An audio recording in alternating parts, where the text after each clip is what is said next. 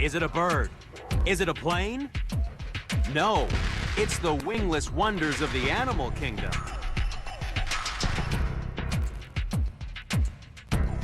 We're counting down the top 10 most extreme flyers in the natural world to find out which animal can travel the furthest without feathers and wings.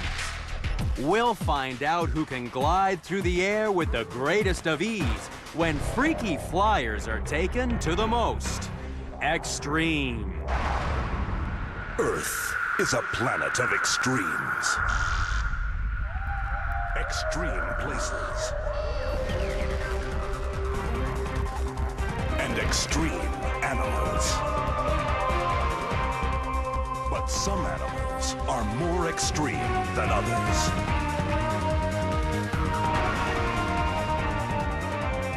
Join us as we count down to find the most unusual and the most extraordinary on Animal Planet's The Most Extreme.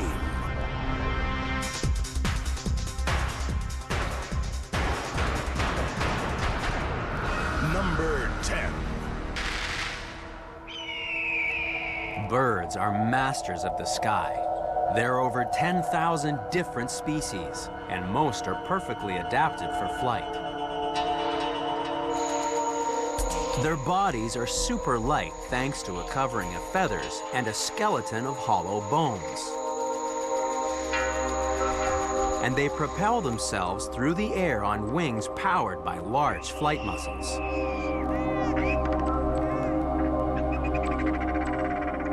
But flying isn't just for the birds. Some animals have found that you don't need feathers or even wings to take to the air.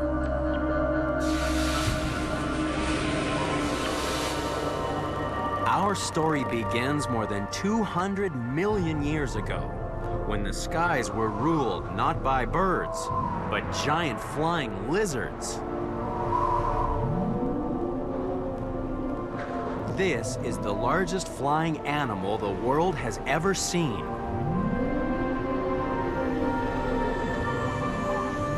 It's a flying dinosaur called Quetzalcoatlus. It had the same size wingspan as an F-18 fighter plane. It soared on air currents like a prehistoric hang glider, just like our first contender. In the jungles of Southeast Asia, gliding reptiles still exist. The freaky flyer at number 10 in the countdown is the flying dragon. This tiny lizard lives high in the forest, rarely descending to the ground. It glides between trees, searching for the ants it feeds on.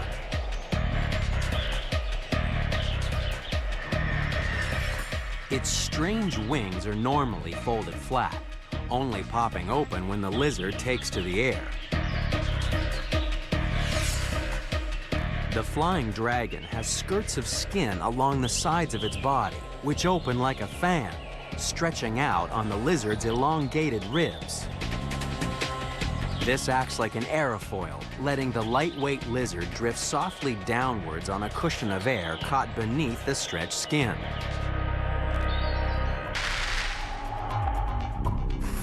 Using this gliding membrane, a flying dragon easily cruises between trees at least 8 yards apart. And now, some humans use a similar concept to increase their hang time.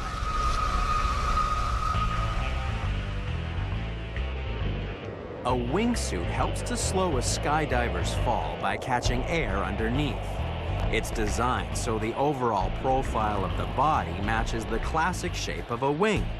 The suit gives skydivers much greater control, allowing them to spend 3 times longer in the air.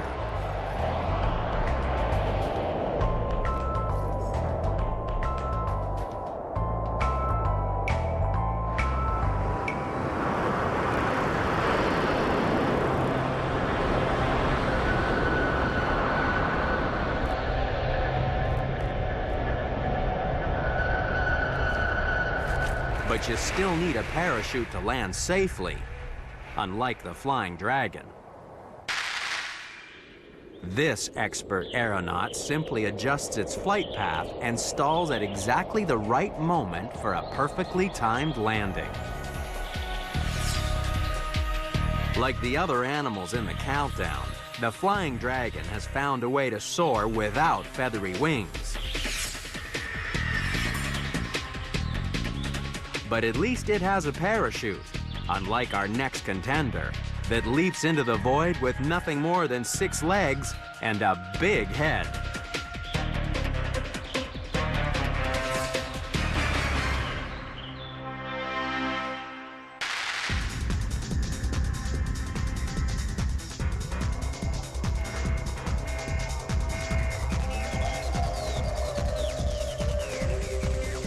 Number 9. Welcome to Peru, home of the least acrobatic animal in the countdown. Like the flying dragon, it lives in the treetops, which is why scientist Steve Yanoviak needs a catapult to get his climbing rope high into the forest canopy.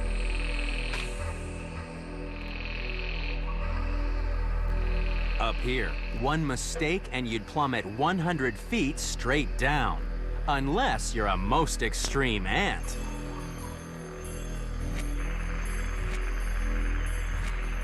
This remarkable insect forages on the tree's outer branches, where it risks being knocked off by a gust of wind, brushed off by a passing monkey, or accidentally swept off by a scientist. That's how Steve first discovered these freaky flyers. He was up in the canopy collecting insects when he noticed that the falling ants ended up on the tree trunk, not the forest floor. To test if a gust of wind was blowing the ants onto the tree, he dropped a small pebble. Then he dropped an ant and compared the flight path. Because the insects usually flew towards the tree, Steve called them gliding ants. They're number 9 in the countdown because they can glide more than 10 yards before landing on the tree trunk. There's a very good reason why gliding ants need to hit their target. In the dry season, the forest floor crawls with predators looking for an easy meal. And when the rains come, the Amazon River floods the jungle. Any ant that misses its target could end up as fish food.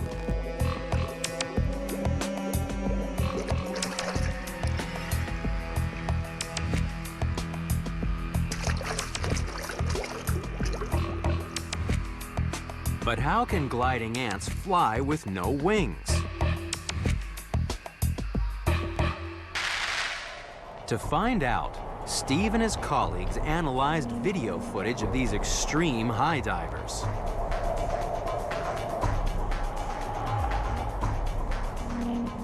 The beginning of the dive is a random tumble through the air. This is when the ant visually locks onto the tree trunk. Then the ant aligns its body with the tree by using its hind legs, abdomen, and flattened head as makeshift wings. Just before landing, the ant turns upside down for a perfect 6-point touchdown.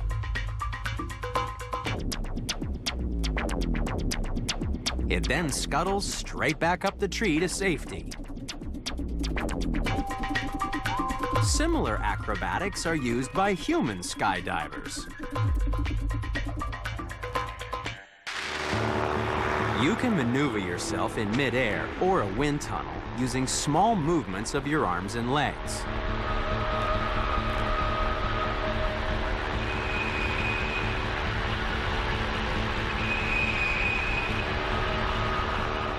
But not even the most skilled skydiver would be flexible enough to land on the trunk of a tree.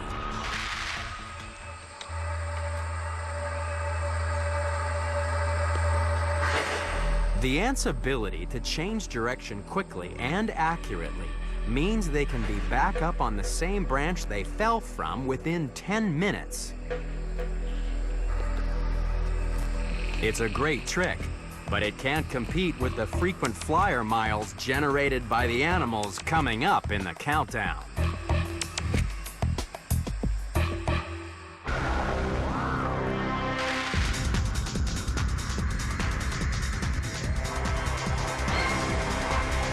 Number 8.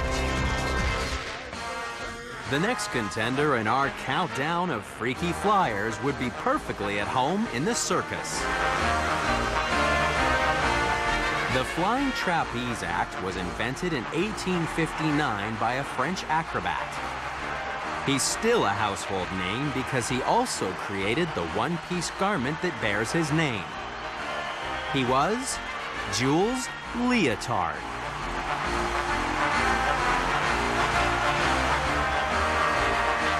Today's amazing acrobats have the safety of a net, unlike our next contender.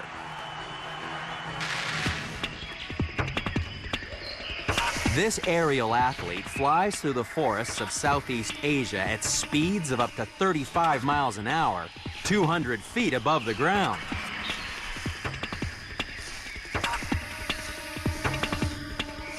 Swinging in to number 8 in the countdown is the gibbon.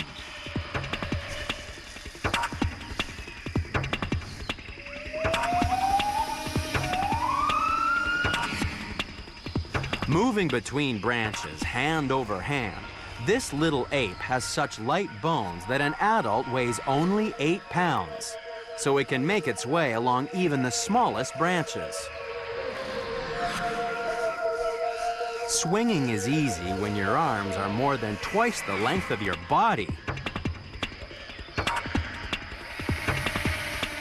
The gibbon also has a unique ball and socket joint in its wrist, which allows it to rotate its body around the hand and not the shoulder. This greatly reduces the amount of energy needed in the upper arm and torso, and reduces stress on the shoulder joint. That's how it can perform such fantastic jungle gymnastics.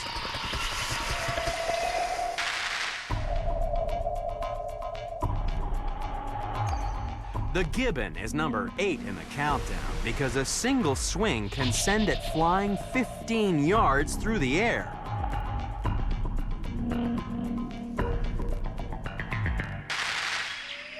When it comes to swinging, gibbons have a huge physical advantage over humans. But that doesn't stop people trying to swing like these aerial apes. New York's urban jungle is a long way from Southeast Asia, and yet this is where daring men and women learn to soar through the air on a flying trapeze.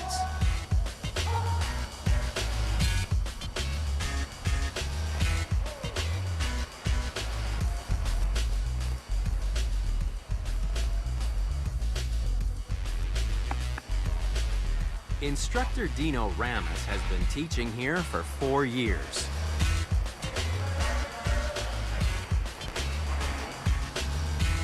It's pretty much all timing and all momentum. There's certain tricks that you do that you feel that weightlessness, and yeah, you're flying. You know, obviously it's physical, but you just have to really have an open mind and be willing to just have confidence in yourself and believe that you can actually do it. And I think that's most of it, is just believing that you can fly. Dino makes flying look easy, but it will take many lessons before these students have the strength, timing, and mindset to master the trapeze. If only gibbons could learn to fly in such a safe environment. When you travel this fast and this high, even the greatest ape can have an accident.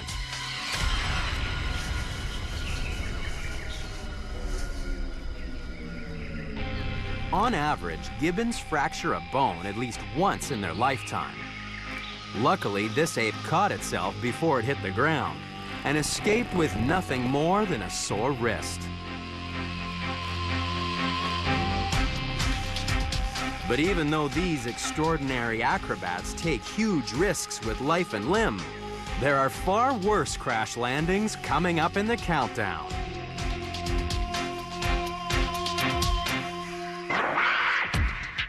While flying through the air without wings seems easy for our last two contenders, coming up, extreme humans risk everything to... It's no coincidence that our search to find the most extreme freaky flyers continues in the rainforest. That's because these warm jungles are home to more than half of the animals in our countdown. This is the perfect place for gliders, because the trees quickly break up strong gusts of wind that would otherwise send freaky flyers sailing way off course. Especially when you're about as aerodynamic as a brick with legs.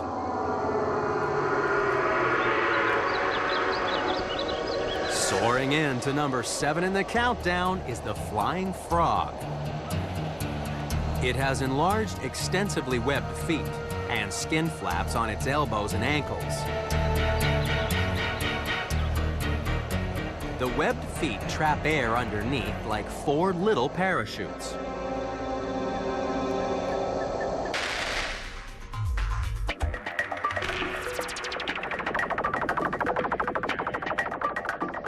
The flying frog is number 7 in the countdown because it can glide for up to 50 yards.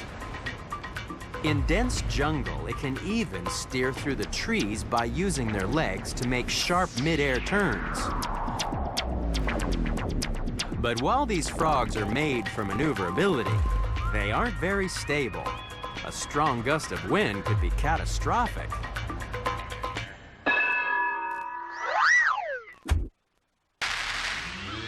Luckily, the air is totally calm in the forests of Southeast Asia, so the frogs can glide in safety. And they're so small that a crash landing on the forest floor doesn't hurt.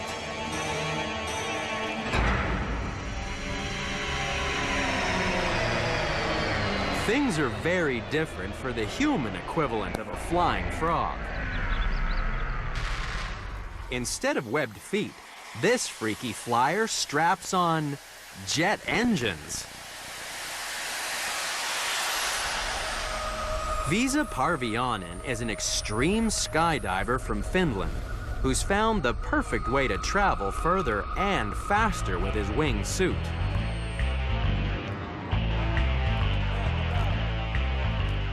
After hitching a ride on a balloon to reach a safe cruising altitude, it's time to fire up his rocket-powered feet.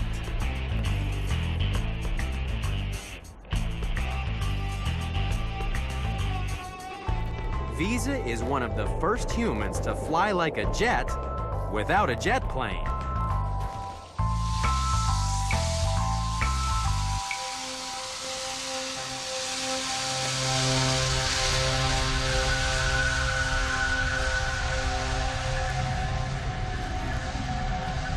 The only problem with rocket-powered feet is that stopping can be tricky. It's a landing that would make a flying frog proud. Having a parachute on each foot is a great way to travel. However, the webbing on the frog's freaky feet is no match for our next contender, which glides on a membrane that stretches from wrist to ankle.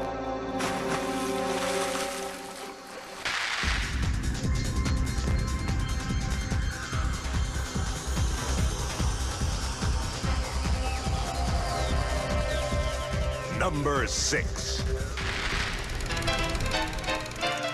Humans have long been looking for ways to fly.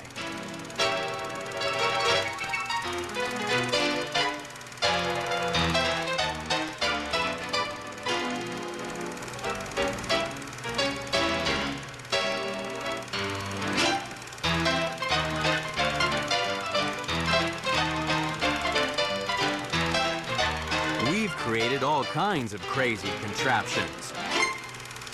And yet our next contender flies thanks to nothing more than skin. A lot of skin.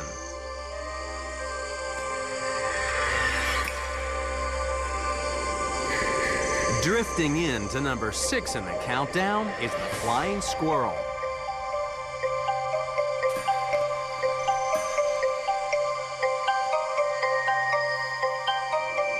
It flies thanks to a fuzzy membrane stretching from its wrist to its ankle, which acts as a parachute.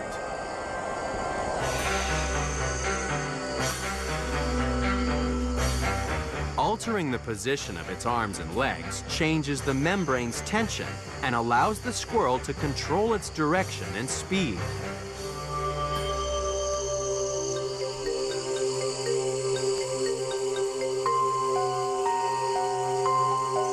Its fluffy tail first acts as a stabilizer, and then as an air brake before landing.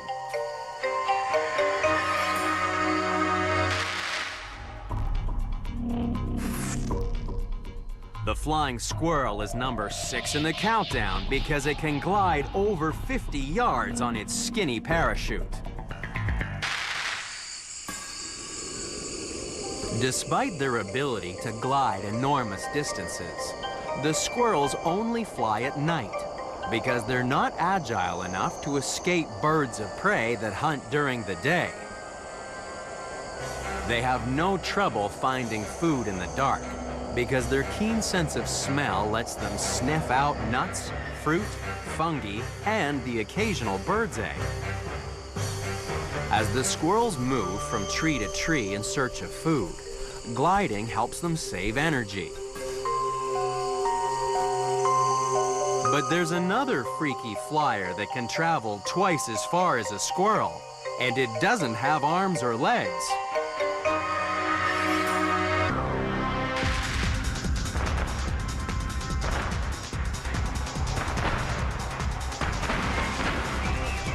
Number 5.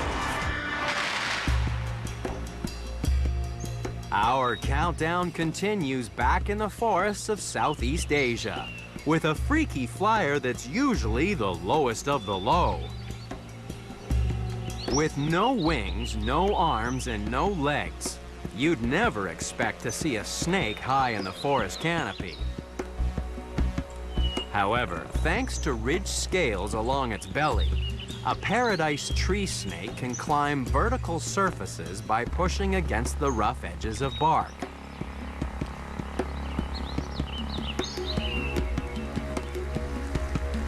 And once it gets to the end of the branches, it's easy to see why this is called a flying snake.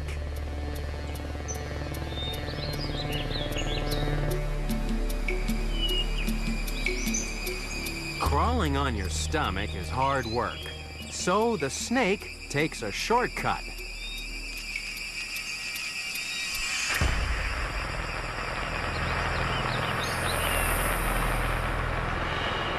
Gliding between trees not only saves energy, it's also a great way to dodge predators.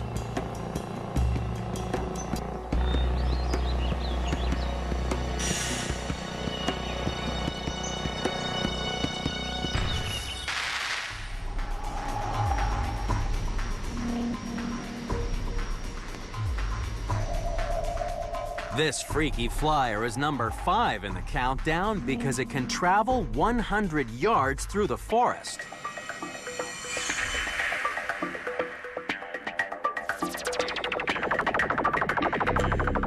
As it falls, the paradise tree snake sucks in its stomach and flares out its ribs.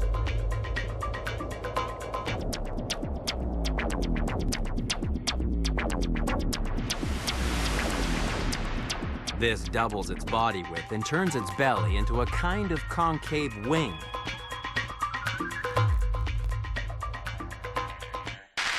The snake actually controls its flight right from the moment of takeoff. First, it leans forward to spot its landing zone. Then it propels itself up and away from the tree. During the flight, the snake twists itself into an S shape and sends waves down its body, creating a dynamic swimming motion for balance and control. This stabilizing motion helps the snake land safely, even though it looks like the ultimate belly flop. Fortunately, landings are much smoother for our next contender.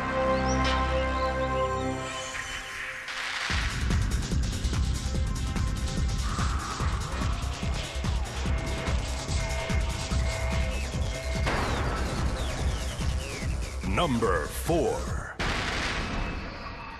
When night falls in the forests of the flying snake, it's time for our next contender to start its pre-flight checks. Meet the Colugo.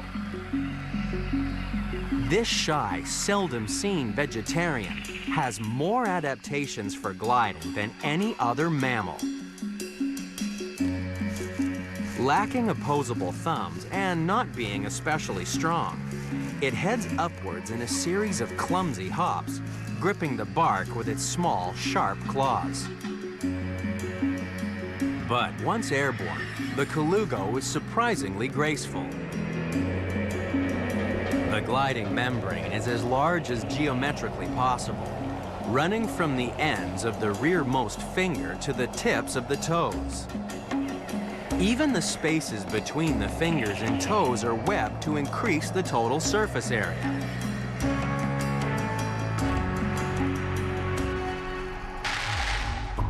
The Colugo is number 4 in the countdown because its full-body membrane acts like a sail to carry it well over 100 yards through the forest.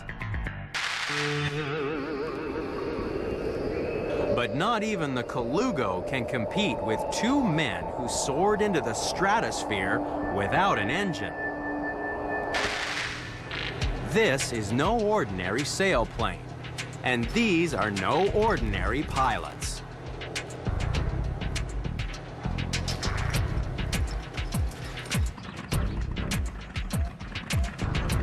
Adventurers Steve Fawcett and Einar Enevoldsen spent 10 years developing a high-performance glider to carry them into the Earth's outer atmosphere.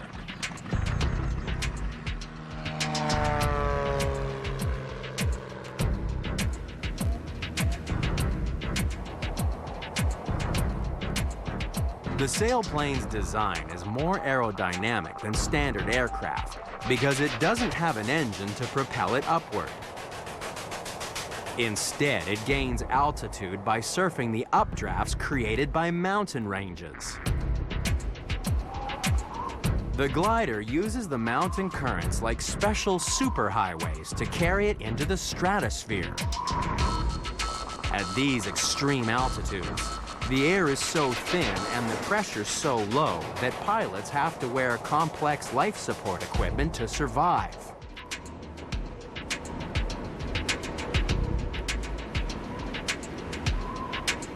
In 2006, these 2 glider pilots became the first to break through 50,000 feet in a sailplane.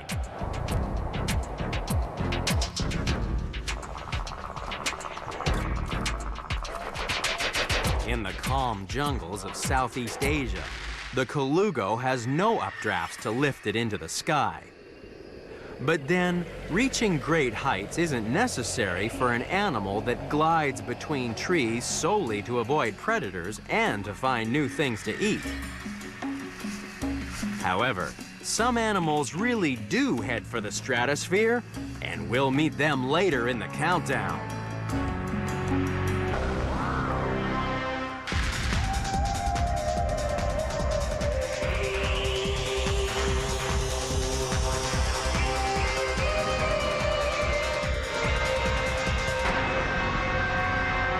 Number 3. Our countdown of the freakiest flyers in the animal kingdom continues in the middle of a tropical ocean. Down here, there are plenty of hungry mouths looking for defenseless prey. That's why this small fish has a cunning escape plan.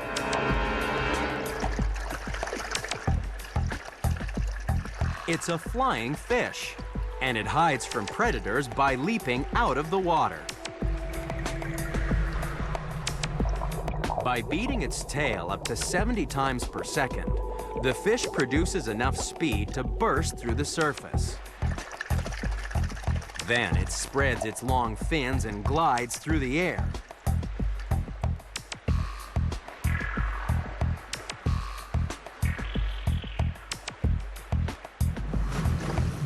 It can sail above the ocean at speeds of up to 35 miles an hour. Scientists believe the fish increases its distance and time in the air by using updrafts from the windward faces of waves with a glide time of up to 30 seconds. At the end of a glide, a flying fish can either fold up its wings and fall back into the sea, or drop its tail into the water and re-accelerate for another flight. This capacity for successive flights increases the fish's total air time.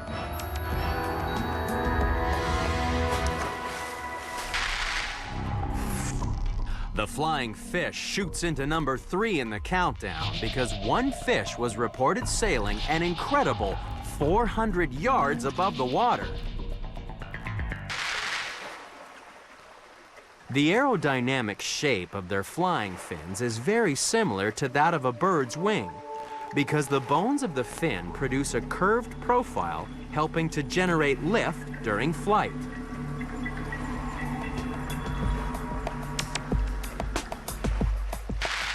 This wing is so effective that some flying fish have been recorded gliding 36 feet above the sea.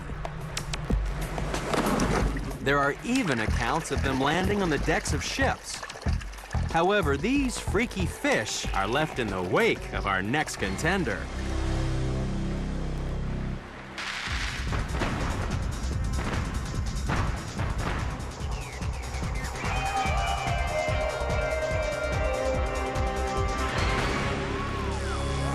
Number 2. Hollywood has always been fascinated with our next freaky flyer. Created in 1897, Bram Stoker's bloodthirsty villain Dracula was famous for his terrible appetite and his effortless transformation into our next contender. Swooping in to number 2 in the countdown is the Bat. Bram Stoker was a bit vague on how Dracula actually turned into the small flying mammal, perhaps because it requires a huge transformation. It wouldn't take long for Dracula to realize that bats don't fly by flapping their arms like a bird.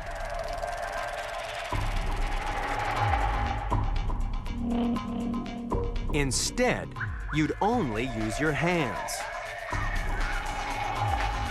But to be like a bat, your fingers would need to grow really, really long, and each hand would need to be covered with a thin membrane.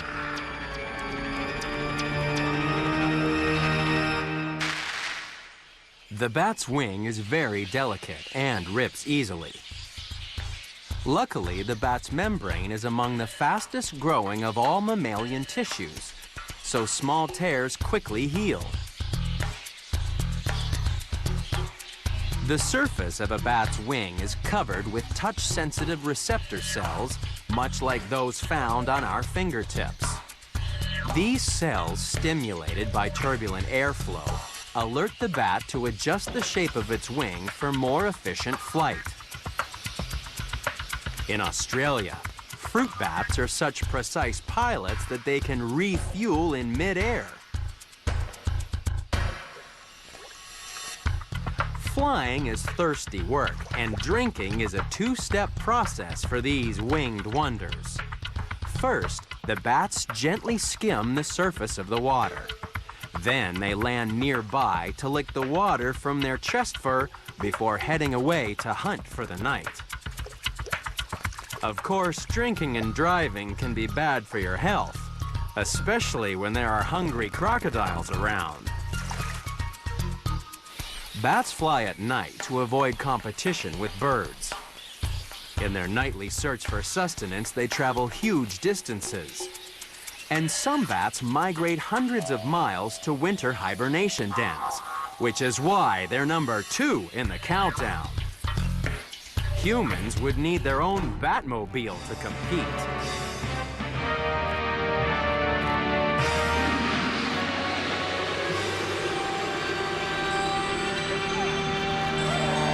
This freaky flyer would even make Batman jealous.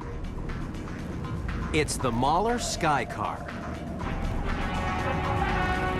Hopefully one day it will free you from roadway traffic jams and even allow you to perform mid-air rescues.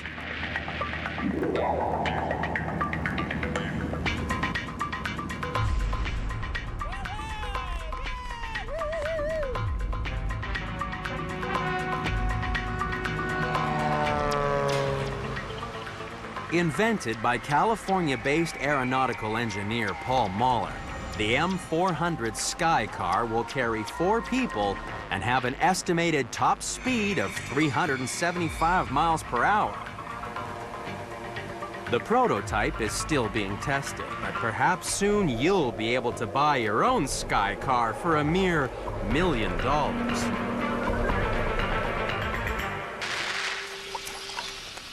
Bats are far more maneuverable than any Sky Car, but they've had 50 million years to perfect their design.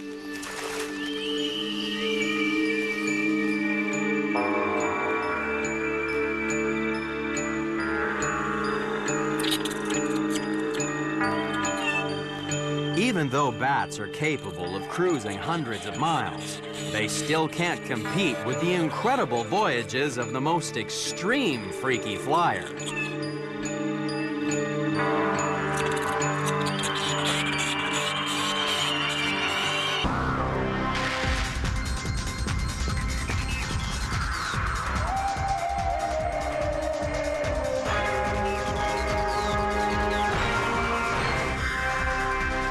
Number 1.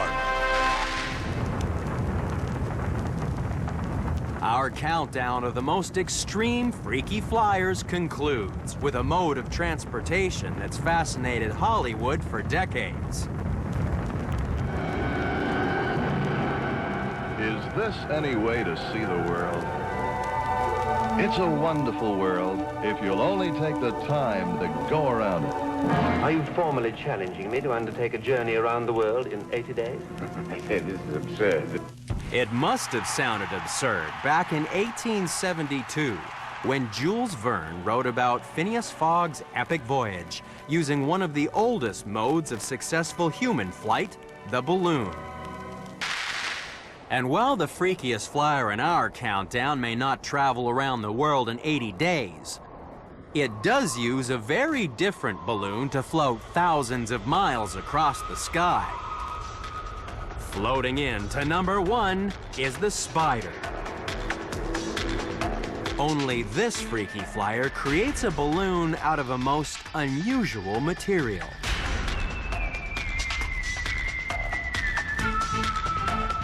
After hatching, the spiderling climbs as high as it can.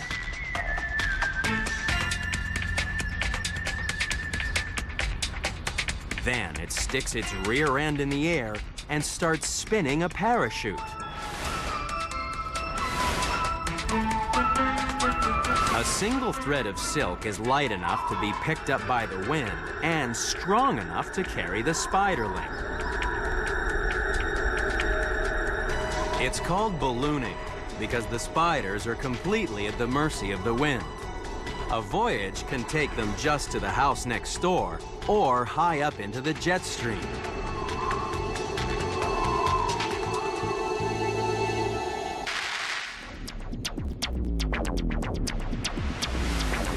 Ballooning spiders are number 1 in the countdown because researchers have found them on ships 1,000 miles from land. And they've even been detected by scientists collecting atmospheric data in balloons at 14,000 feet. It's a strange place to find a spider or a man tethered to toy balloons. Of course, you'll need 600 of them to get off the ground. Cutaway pilot. In 1997, Englishman Ian Ashpole took off while tethered to a hot air balloon for safety.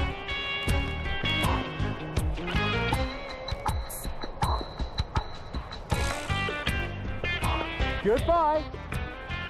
At 10,000 feet, he cast off and floated free. Suddenly, it looked like something went horribly wrong.